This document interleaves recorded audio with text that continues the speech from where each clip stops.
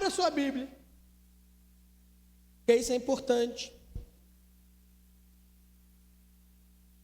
Eu vou preferir sentir calor a ficar com a Bíblia farfalhando.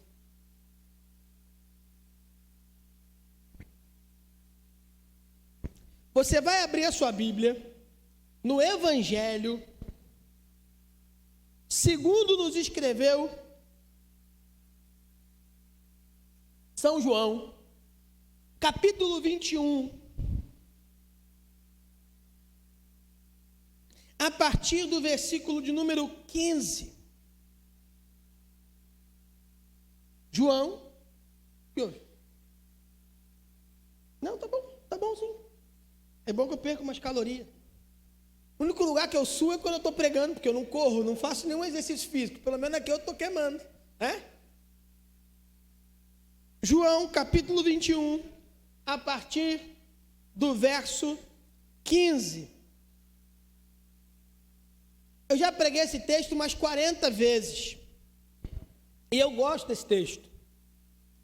Esse texto, ele tem uma mensagem aqui subliminar, subjetiva, extremamente importante. Já falei para vocês com relação a isso. Pedro, ele está sendo indagado por Jesus a respeito da relação que ele tinha com Jesus. Pedro está sendo indagado da seguinte forma: Pedro, você me ama? E ele responde assim: Senhor, eu te amo. Mas já falei para vocês, e vou ser repetitivo, porque pode ser que alguém não estivesse aqui nas muitas vezes que eu falei desse texto. Pedro está respondendo, Jesus está perguntando uma coisa, e Pedro está respondendo outra, completamente diferente. Jesus está perguntando assim: Pedro, você me ama? E Pedro está respondendo assim: Senhor, eu gosto de você. Nós já conversamos sobre isso. A pergunta que Jesus faz é o verbo ágape. Pedro, você me ama?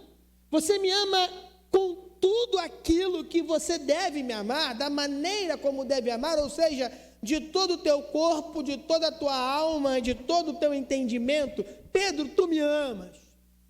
Você me ama no estrito senso da palavra. Você me ama a ponto de dar a sua vida por mim. Você me ama a ponto de abrir mão das suas próprias ideias por minha causa. Pedro, você me ama? A resposta é: Senhor, não me leva a mal não, mas eu gosto de você. Pedro responde com amor filéu, amor filos, amor de amizade. E Jesus pergunta a primeira vez, e ele responde: Senhor, eu gosto de você. Depois Jesus pergunta de novo, e ele responde: eu gosto de você. Na terceira vez, Jesus pergunta assim: Pedro, você só gosta de mim? E ele responde: Senhor, tu sabes de tudo. Tu sabes que eu só gosto de você. Por que eu estou falando sobre esse texto de novo? Agora numa outra perspectiva. Porque nós estamos naquela vibe do multiplicando o amor. E multiplicar o amor não é uma tarefa das mais fáceis. A Bíblia manda amar o próximo, mas tem cada próximo que dificulta muito esse mandamento. O problema é que às vezes o próximo que dificulta o mandamento sou eu. O problema é que é muito mais fácil eu identificar o próximo que dificulta amar. Mas muitas vezes o próximo que está dificultando o amor sou eu mesmo. E o que Jesus está pedindo para Pedro? Ato contínuo, a sua resposta. Pedro, você me ama? Ele responde: Senhor, eu gosto de você. Não obstante a essa resposta, aquém do que Jesus perguntou, qual é a orientação de Jesus a Pedro? Lê comigo aqui só esse finalzinho. O que significa apacentar as minhas ovelhas? Cuidar. Cuidar de quem? das pessoas que não conhecem a Ele. Olha o que Jesus está pedindo para um cara que só gosta dele. Gente, Jesus morreu por quem? Por nós quem? Vamos pensar assim, literariamente. Nós estamos lendo um negócio aqui, ó. Depois de terem jantado, Jesus gostava de comer. Era inclusive chamado por muitos de glutão e beberrão. Então, se for para cometer um pecado, que seja o da gula, não cometa outro. Depois de terem jantado, detalhe, Jesus já tinha ressuscitado, viu? Jesus ressuscitou em corpo, porque ele jantou. Se fosse só o espírito, não tinha jantado, né? Senão ia ser igual o Ghost, ia comer, o negócio ia cair. Igual o Alexandre da novela Viagem, lembra? Que passava as coisas assim, passava por dentro? Então, vamos lá. Depois de terem jantado, disse Jesus a Pedro: Simão, filho de Jonas, você me ama mais do que eles? Ou seja, você me ama de verdade? Ele responde: Senhor, tu sabes que eu gosto de você. Qual a orientação de Jesus? Está escrito lá, não adivinha não. Lê de novo comigo, gente. Come on, please. Qual que está escrito lá? Jesus morreu por quem? Gente, vocês mataram todas as aulas de literatura. Vamos pensar aqui comigo. Eu sou eu lírico, tá? Eu sou o cara que está contando a história, ok? Tem um personagem, Emerson, fica em pé. Emerson é Jesus, tem cara de Jesus, tem jeito de Jesus, né? Fica em pé, Jefferson. Você é Pedro, tem cara de Pedro, tem jeito de Pedro, tem forma de Pedro. Jesus falou assim para Pedro: apacenta as minhas ovelhas. E Pedro falou o seguinte para Jesus. O que Pedro falou para Jesus? Falou que sim? Falou que não? Quem são essas ovelhas, gente? Vamos pensar aqui, ó. Nós estamos aqui. O povo. Então Jesus morreu por quem? Pelas suas ovelhas. Pode sentar. Jesus morreu pelos cordeiros que ele está mandando um cara que nem gosta dele cuidar. Olha que loucura está acontecendo, meu irmão. Jesus já tinha ressuscitado, já tinha resolvido o problema. Jesus chegasse em Jerusalém, desse um assobio, no pináculo, lá no Gólgota, onde ele morreu, ele desse um assobio e falasse assim: eu falei para vocês, cambada, que eu ia ressuscitar no terceiro dia. Vem cá, Pilato, tu não é macho? Vem me dar chicotada agora. Herodes, vem cá, tu não é o rei? Vem cá, me bater agora. Cadê o soldado romano? Vem cá, você não é macho mesmo? Então vem me dar chicotada agora. Cadê o César, o Kaiser? Cadê? Cadê o Quírios de vocês? Manda ele vir, o imperador romano. Manda vir. Cadê o Caifás? Caifás sumiu. Você viu lá que o véu do templo se rasgou, né, cabra safado? Vem cá. O que esse povo ia fazer, gente? Vendo Jesus ressurreto, ia fazer o quê? Esse povo ia cair prostrado, porque afinal de contas eles viram Jesus morrer, eles viram Jesus lá na cruz, eles viram Jesus ser sepultado, eles viram Jesus ser posto 2 guardas na entrada do túmulo de Jesus, e eles não conseguiram ver outra coisa que não fosse agora esse mesmo Jesus com um corpo restaurado e glorificado diante dele. Falou assim: eu falei que eu era o cara e eu sou o cara. Não era muito mais fácil ter resolvido esse problema desse jeito? Era muito mais fácil, gente. É porque eu não estava lá. Se eu tivesse lá, eu dava essa ideia para Jesus. Mas eu nasci 1987 anos depois para dar essa ideia para Jesus. Aí Jesus pega um cara que tinha negado ele 3 vezes e que mesmo depois de tê-lo visto ressuscitar e está conversando com ele ressurreto, depois de uma pesca maravilhosa, Pedro foi chamado para ser o quê, gente? Lá no começo da sua jornada, pescador de homens. Pedro tinha voltado para as suas redes, estava lá pescando com seus irmãos. Jesus fala assim: joga do outro lado. É a musiquinha? Jesus mandou jogar do outro lado. Jesus mandou. Não foi assim? Não foi, não? Não foi, não? O mestre mandou jogar do outro lado. O mestre mandou aquela brincadeira que a gente tinha quando era criança. Pedro já tinha passado pela pesca maravilhosa. E ainda assim, Pedro de cara com o amor, porque o amor não é sentimento, o amor é uma pessoa, Jesus é o amor. Pedro de cara com Jesus, depois de tudo isso, ele é indagado se ele amava Jesus, ele não responde positivamente, ao contrário, ele fala assim, olha, eu até gosto de você, e a esse cabra, Deus deu a missão de cuidar daqueles por quem ele mesmo morreu. Até você, que é mau, saberia dar coisas melhores aos seus filhos, para usar a expressão bíblica.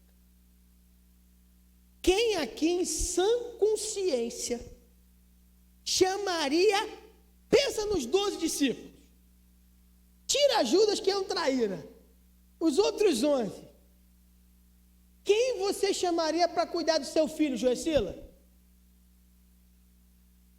Eu chamaria, claro que é João. Amorzinho, paz e amor, né? Filhinhos, não vos comporteis como incrédulos. Olha que coisa linda, João é chupetinha. Ou Tiago, né, que estava ali próximo. Mas você ia pegar Pedro para cuidar do seu filho, gente? Você ia pegar logo Pedro, um cara que arrancava a orelha dos outros no meio da rua. Um cara que era meio bronco, meio grosseiro, meio mal educado, que Jesus mudou o nome dele pela sua característica, né? Simão Pedro, tu é pedra, tu é pedregulho, tu é cangu de caroço, tu é carne de pescoço. Tu mandaria Pedro tomar conta do seu filho? É claro que não. Mas Jesus mandou Pedro cuidar do povo. E acreditem, isso é prova de amor. Sabe por que Jesus mandou Pedro cuidar das pessoas e não João? Porque provavelmente João já estava cuidando. E Pedro ainda não tinha entendido o papel da igreja no meio do povo. O papel, escuta isso em nome de Jesus. O papel da igreja no meio do povo não é ser juiz, não é ser promotor, que é algo que é pior do que juiz ainda. Não é para ser capeta, acusador. Quem acusa na minha Bíblia é Satanás. Ele é o acusador. Ele é o que aponta o dedo. O papel da igreja no mundo é o quê? Apacentar as ovelhas pelas quais Jesus morreu. Por isso, meu irmão, primeira coisa que você faz quando você aprende o que é amor, é você sair do trono de juiz, porque ele não te pertence. Amém, meu irmão? Esse amém não ajuda ninguém, como diria David. Amém, meu irmão?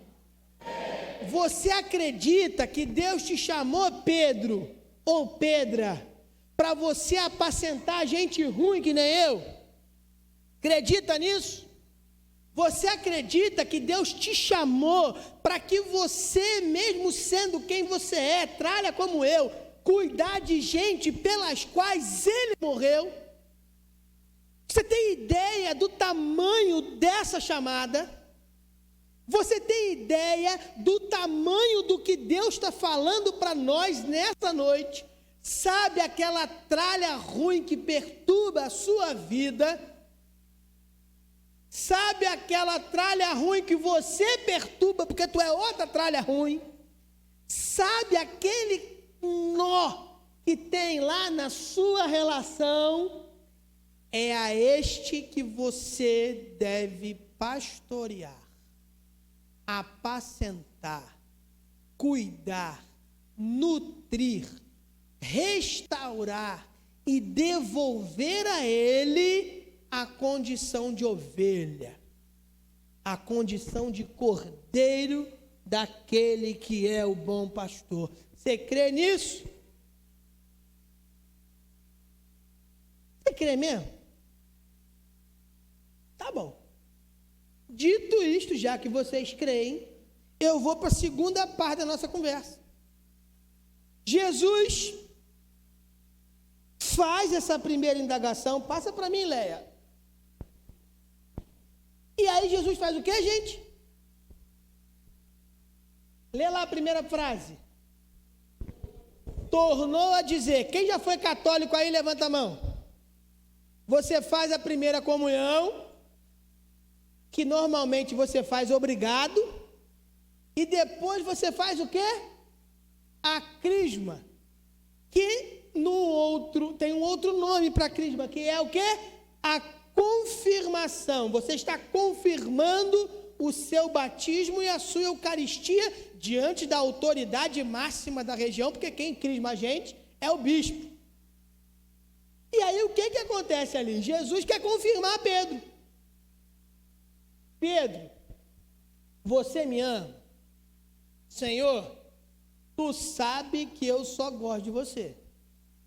Então prova que Jesus, além de ser um cara que chama gente doida para cuidar de gente pior, ele é um cara insistente, ele insiste naquilo. Eu tenho certeza que em algum momento da sua vida, você recebeu aquele primeiro convite. Só que a vida da gente vai deixando a gente meio calejado. A vida vai dando casca para a gente. Muitas vezes a vida cristã, ao invés de transformar Pedros em Joões, transforma Joões em Pedros. Às vezes a caminhada faz com que a gente fique mais casca grossa do que a gente era antes. E por essa razão, Jesus pergunta a Pedro de novo: Pedro, você me ama? Ah, Senhor, tu não me leva a mal não, mas eu só gosto de você. Ainda assim, Jesus diz a ele o quê? Apacenta as minhas ovelhas. Meu irmão, você já passou sexta-feira ou sábado à noite, por volta entre, acho que Emerson faz esse caminho com mais frequência que os demais, porque ele trabalha geralmente à noite, mas ali, naquela linha do trem, na entrada de Mauá, você já viram a quantidade de trabalhos que ficam ali? Eu estou falando ali porque ali eu vejo sempre. Outro dia estávamos indo embora, chuva que Deus dava, e devia ter umas 10 pessoas ali. E eu comentei com o Josiane assim: Preta, a igreja estava vazia. Olha como é que o negócio ali está cheio. Sabe por quê, meu irmão? Sabe por quê? Eu posso ser honesto com vocês? Porque eles acreditam mais no que eles fazem do que a gente acredita naquilo que a gente faz. Sabe por que morreu um montão de gente? Morreu não, né? Foram feridos ali no carnaval? Porque o cara que gosta de carnaval, ele dorme na quarta-feira de cinzas, pensando no carnaval do ano seguinte. Vamos ser honestos nessa noite, hein? Quem aqui assiste, pelo menos por curiosidade, aos desfiles da escola de samba além de mim? Não faz pecar sozinho não, amém, glória a Deus, tem um montão. Eu também olho a apuração, fico tentando adivinhar a nota, 9,5, tentando adivinhar, e fico todo bobo quando eu acerto, né? Aquela voz do Jorge Peligeiro, ali é o outro Jorge, 9,8, né? Eu gosto de ver, também não vejo desfile. Eu não entendo nada de escola de samba, mas eu acho que o cara que tira 1/10 da bateria não tem Deus no coração. Porque para mim, para mim é a mesma coisa. Eu vejo as 12 escolas, 12 baterias, para mim é a mesma coisa. Mas teve uma paradinha. Eu falo, teve? Eu não escutei a paradinha. Vocês já viram a perfeição que aquele troço é? Vocês já viram a perfeição daquilo? Vocês já viram quanto tempo que aquele povo se dedica àquilo? O enredo do Carnaval de 2024 vai ser escolhido o mês que vem. E desde o momento que o enredo é escolhido, começa o processo. Eles começam a eleger, a escolher qual vai ser o samba enredo. E sabe o que acontece? 10, 12, 15 compositores escrevem seu samba. E cada um torce para um. Mas quando aquele samba é eleito, sabe o que a comunidade inteira faz? Aprende o samba para cantar bonito na avenida. Eu não sei vocês, mas eu vejo emoção no que eles estão fazendo. Eu vejo o olho brilhando. Eu vejo paixão. Eu vejo, sabe o quê? Que eles de fato acreditam que o carnaval é relevante para a comunidade deles. Eles de fato acreditam que o carnaval é importante para aquela molecada que poderia estar indo para a droga, poderia estar indo para o tráfico, mas está ali. Eles acreditam, eles gastam dinheiro com a própria fantasia. Eu trabalho com um grupo de pessoas que gostam de carnaval. Teve uma quarta-feira que o mundo acabou de chover. O mundo acabou, choveu, eu estava de férias ainda. Bruno me ligou e falou: pastor, o negócio está feio aqui. Foi Bruno ou foi Agostinho? Nem sei mais, foi Bruno. Era um dos dois que estava na escala aí. Falei: filho, resolve do teu jeito. Enquanto eu estava lá com o Bruno, discutindo se a gente ia ou não ia abrir o culto porque vocês não gostam de igreja, o meu colega de trabalho estava assim: eu tenho que ir um pouco mais cedo para evitar pegar chuva antes do ensaio técnico, porque domingo eu vou desfilar. Sabe por quê, meu irmão? Porque eles acreditam mais no carnaval do que você em Jesus Cristo. Eles acreditam mais no carnaval do que você na igreja de Jesus Cristo.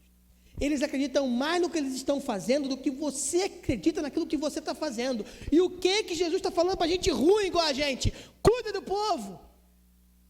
Apacenta as ovelhas. Cuida das ovelhas. Solta ela no chão, deixa ela rodar. Apacenta as minhas ovelhas. Mesmo que seja assim, uma cabritinha. Mas apacenta. Não sei se vocês viram, acho que talvez o Emerson tenha visto e talvez a Vânia também. A Laura ficou em pé ali um tempão. E eu fiquei insistindo algumas vezes para ela me dar a mão. E ela insistiu em não me dar a mão. Não demorou muito, ela caiu de bunda no chão. É a gente com Deus. Deus dá a mão, insiste para dar a mão, é mais seguro dar a mão. Mas muitas vezes a gente prefere cair de bumbum no chão do que dar a mão para Deus. Meu irmão, a igreja do Senhor não pode retroceder. Não estou falando de guerra espiritual, porque eu já venci essa história. O que convence as pessoas é o amor que temos por elas. O que vai fazer com que essas ovelhas queiram ser apacentadas por nós é o amor que dedicarmos a elas. Não é a quantidade de juízo que estabeleceremos quanto às suas ações, mas é a capacidade que teremos de amá-las, apesar de elas serem quem elas são, crendo que Deus nos ama, apesar de nós sermos quem somos. Nós temos que acreditar nesse negócio de amor. Não basta só falar dele, não basta só cantar dele, tem que acreditar, tem que cantar batendo no peito, igual aquele povo canta batendo no peito do samba da escola de samba. Tem que acreditar que a igreja é relevante, tem que acreditar que a igreja é importante, não para fazer um montão de gente religiosa, mas para fazer um monte de discípulos de Cristo, de ovelhas do Senhor, gente que ama, gente que é capaz de amar, gente que não estende o dedo, mas estende a mão toda, gente que levanta quem cai, não gente que empurra quem cai, gente que abençoa e não gente que amaldiçoa, gente que cuida, não gente que descuida. Por isso que Jesus mandou Pedro apacentar as ovelhas.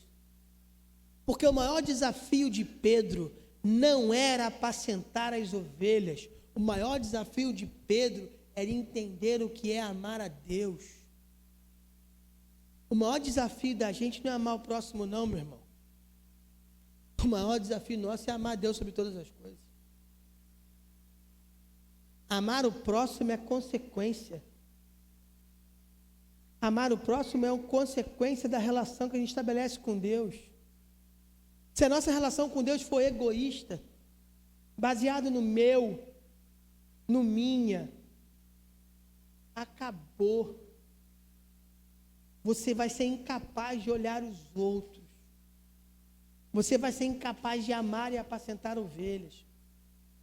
Sabe por que o ensaio técnico é mais cheio do que o culto de quarta-feira?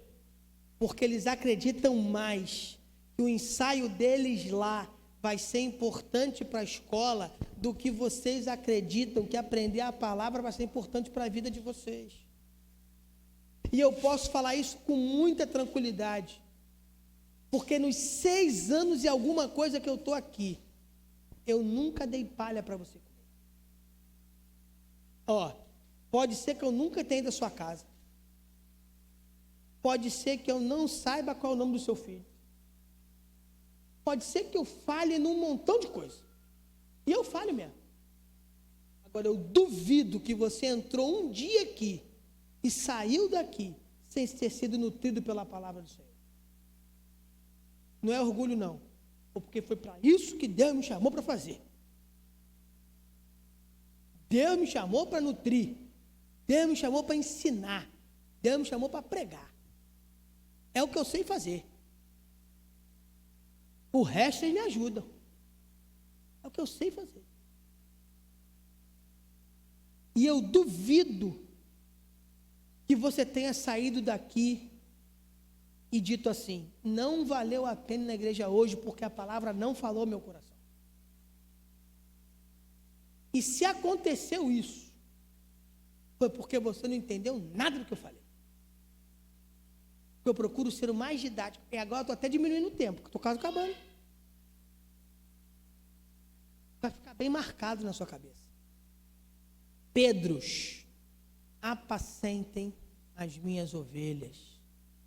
Quem está dizendo isso para a gente é o Senhor Jesus. Faz o último versículo.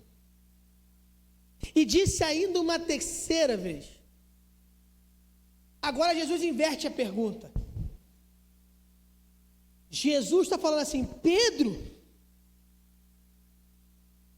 Ele perguntou 2 vezes: Pedro, tu me amas? A resposta foi qual? Eu gosto de você. Agora ele fala assim: Pedro, meu filho, senta aqui.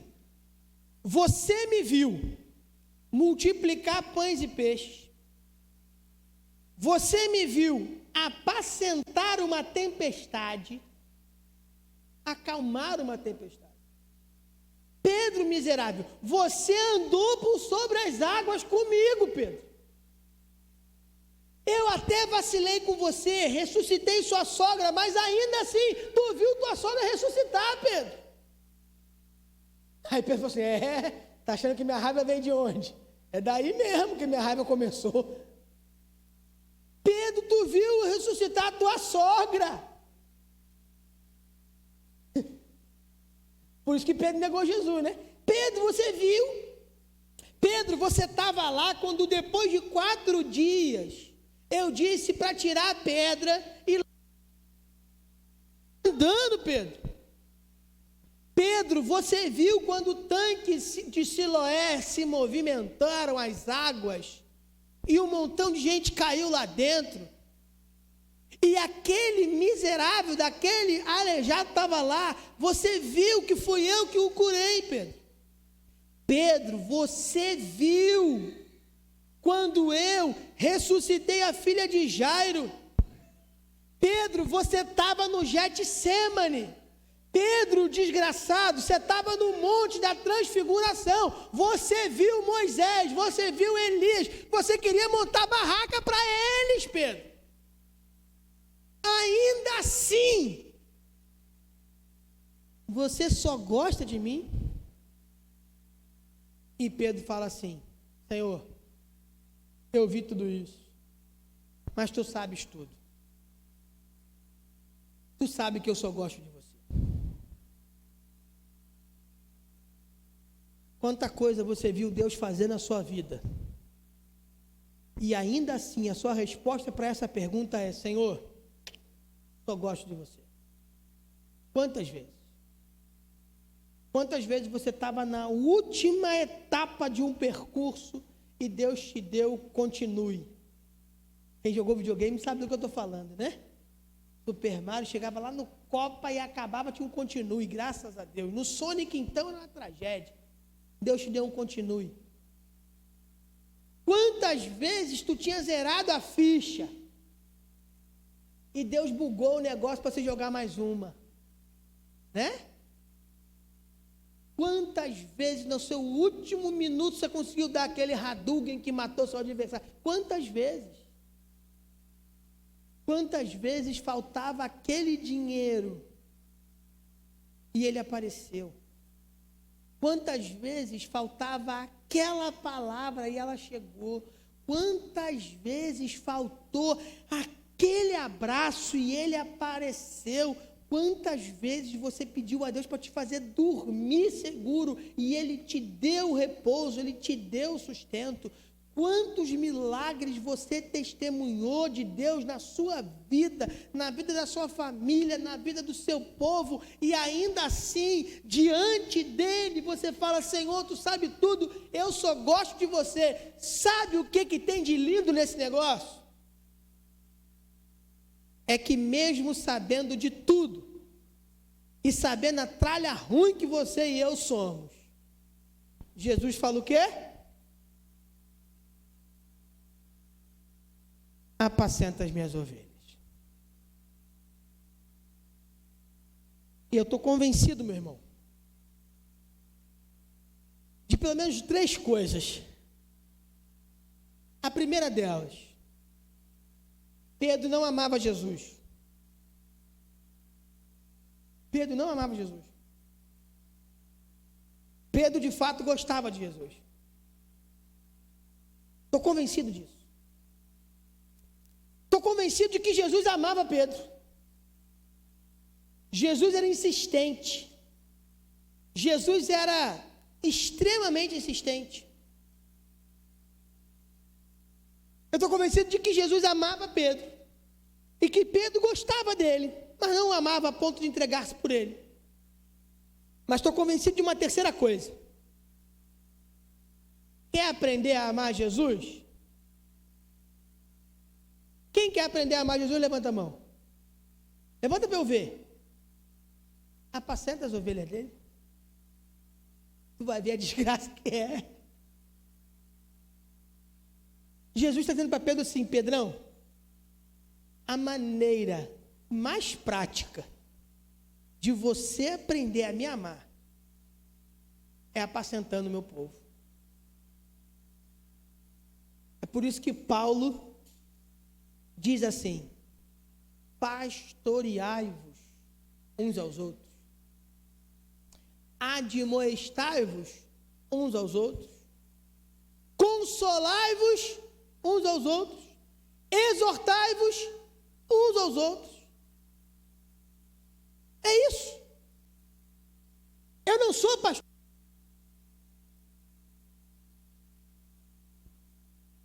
Nós somos uma comunidade pastoral. Nós cuidamos uns dos outros.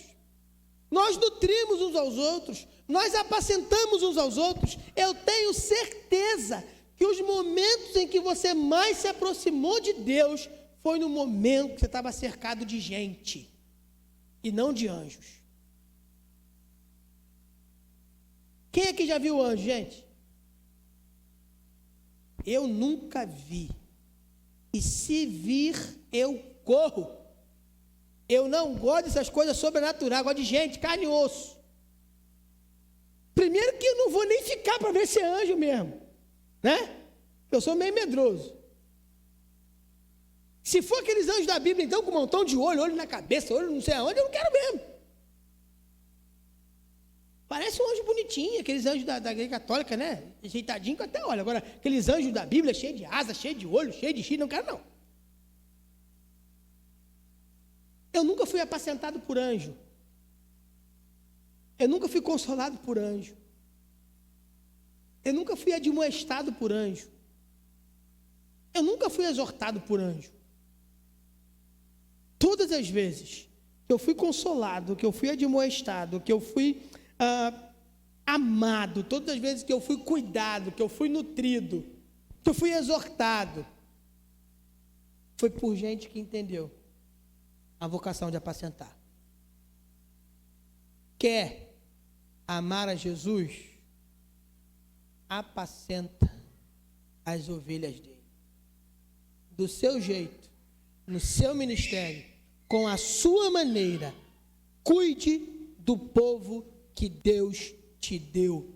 Cuidemos uns dos outros, pastoreemos uns aos outros, amemo-nos uns aos outros. E eu duvido que se a gente conseguir fazer isso, nós não vamos cair na graça do povo. E Deus acrescentará à igreja aqueles que hão de se salvar. Que Ele nos abençoe, que Ele nos guarde, em